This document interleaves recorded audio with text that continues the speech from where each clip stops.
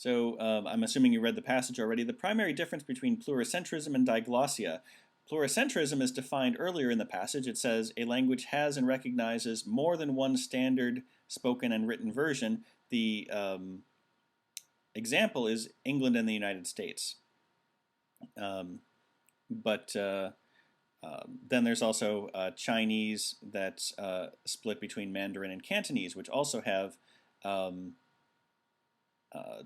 official versions of each. Diglossia, on the other hand, is two or more languages or dialects used in the same language community. But in order to not be pluricentrism, pluricentrism has more than one standard and spoken written version. So, what's the difference then? Is the difference political? No, definitely not. Geographical? Well, we have this difference between versions when the example is England versus the United States, or different parts of China. So that's because it's the introduction of simplified characters in mainland China.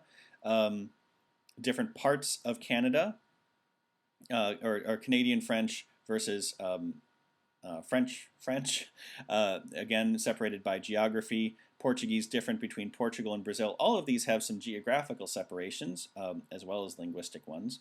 Although anyway, in any case, there's going to be differences in pluricentrism and diglossia that will be linguistic anyway, because we're talking about different versions of a language. So we can cross this out. This would be something that they have in common. Sociological, in some cases there's a high version of the language and a low version, and it says traditionally that's what happens, but that's not automatically what happens.